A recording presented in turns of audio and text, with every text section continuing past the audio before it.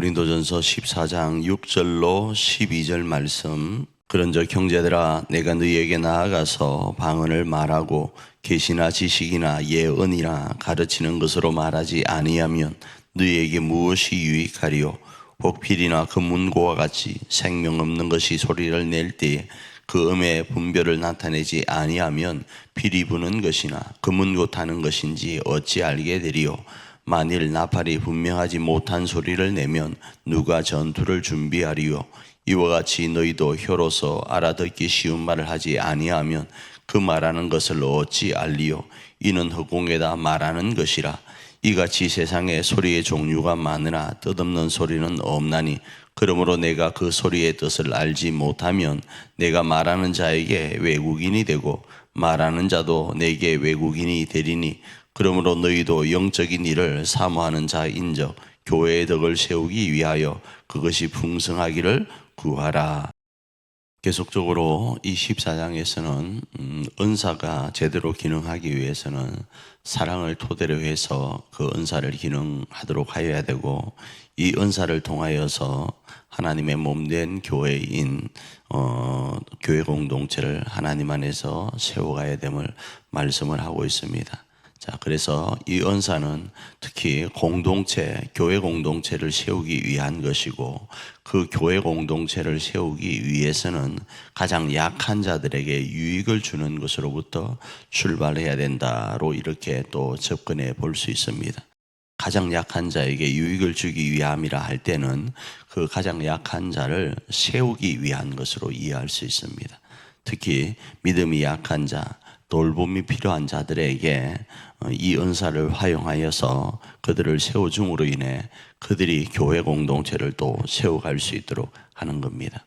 자, 그런데 이 고린도 교회는 은사 중에 특별히 방언이라는 이 은사가 문제를 일으킵니다.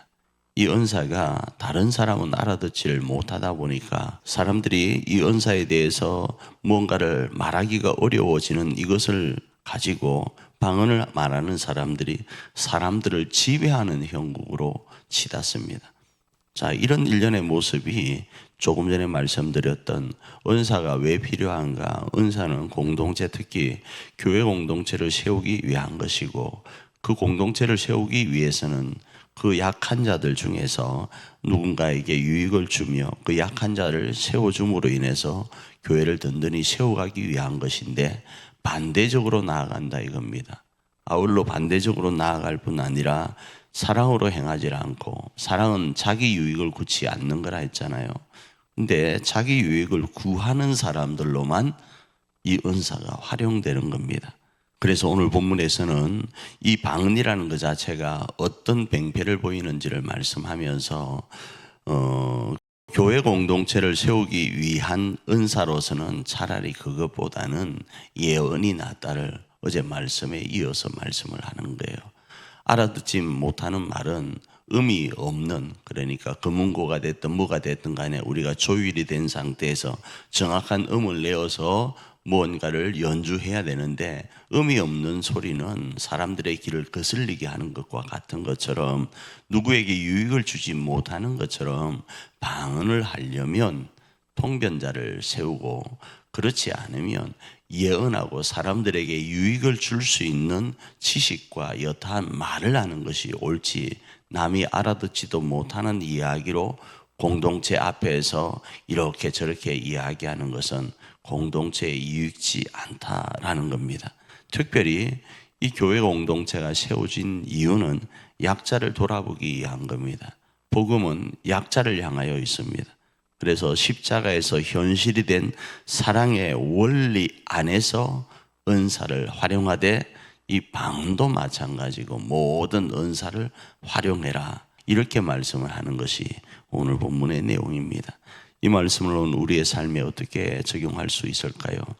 성경에는 여러 가지 은사를 이야기를 하고 있지만, 보편적으로 이 성경에 나와는 은사를 조금 더 확대해서 보면 우리에게 주어진 수만 가지의 내용들, 은사들이 있습니다. 그 은사들을 우리가 교회를 세우는데 활용해야 된다로 정의해 갈 수 있습니다.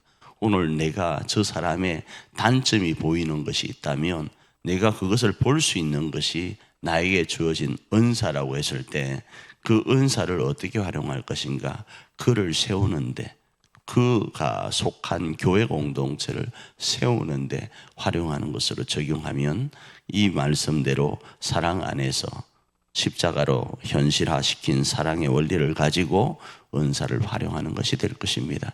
그 은사를 활용하여서 교회 공동체와 가정 공동체를 세워가는 그런 복된 하루가 되기를 축복합니다.